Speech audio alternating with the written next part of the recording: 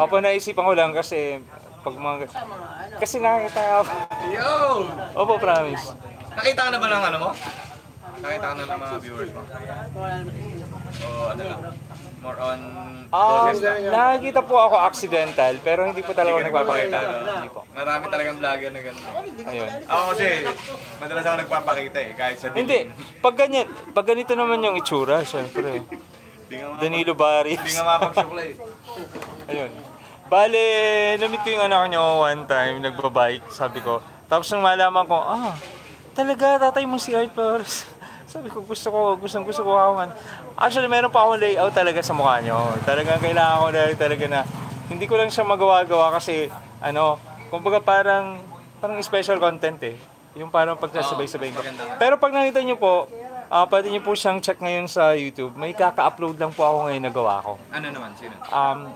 Madalas na gagawin ko kasi ako, random. Kahit sino pwede. Tapos, madalas, mga player ng basketball, kasi sila yung madalas ko nakakasama. And then, kuya, drawing mo naman. Medium mo? Yung pre ko, charcoal. Pero, gumagawa rin ako ng acrylic, Okay. oil, tapos pastel. Kahit ano po.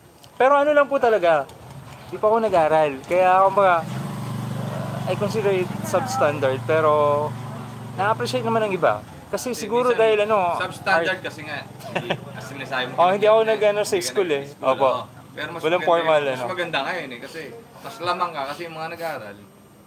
Kaya na-develop dahil nag-conservatory sila or focus talaga sila doon ng 4 years. Eh ikaw hindi ka nag-aaral. Pero nagagawa mo. Ako po talaga passion. As in, passion. Talent yun. Talent. Ano pa? Passion, talent. Passion, talent. Ano pa? Effort. Effort. Sobra Yun effort. talagang Opo. At magdadrawing ka lang talent. Consistency, opo. Sabihin gifted ka kasi hindi ka na nag-aaral pero nagagawa mo. Ano po, Lalo na kung naka-aaral ka. Lalo nung nag-aaral ka. Nagkaroon ka lang. dahil idol kita. Kung meron kang spot sa bahay mo na pwede kong i-paint ng 3D yung wall, please. Opo. Nagagano rin mural, Opo. 3D? Food lang. Food lang po yung food lang yung kapalit kasi pag mga idol. Food lang, marami sa amin. Pag mga idol. Okay naman sa'yo mga mga leftover Street food. Leftover food. Pwede po basta food. Pero sabay naman tayo kakain. Opo. Mural na 3D? 3D po ng mga mural. Kasi Meron po yan dito talaga sa ko, YouTube. Na gusto ko na magmukhang, let's say, isang Alam niyo accent wall, pero pag tinignan mo siya, Pwede siyang maging parang 3D na pwede mo siyang yung part na yun parang yung part na yun is Nakatropa niya. totoo, parang wall sa alam mo yung sa Vatican. enchantment parang gano'n po. Ay, sa Art in Island, parang ganon. Apo, gumagawa pa ako ng yung kisame is parang bukas yung kisame. Outer space. Tapos underwater. Ganun po. Be. Saan punta na yan? Okay. 7-Eleven. Ayun na. Naka-live kami sa YouTube. So, yun dati may mga naisip akong gawin. Yung isang nga. Tapos may mga nakasilip na. Ay, pwede po. Gumagawa pa ako sa church. Parang nasa ilalim ka ng... Sa church parang puro ulap. Diba? Yung parang nasa Ganun po. ilalim ka ng grape tapos Pwede po. sa'yo gano'n may mahawak na bulaklak na gano'n. Opo. Yun ang naisip ko. Pero hanap ako ng spot kung saan mo gano'n. Parang oras. Pupuntahan mo ano. Good morning, Talapia.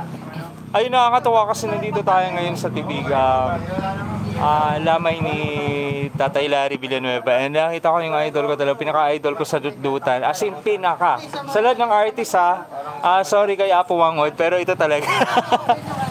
Pinaka. Ayan. Ang pinaka. Sorry. Magbabalik, ang pinaka.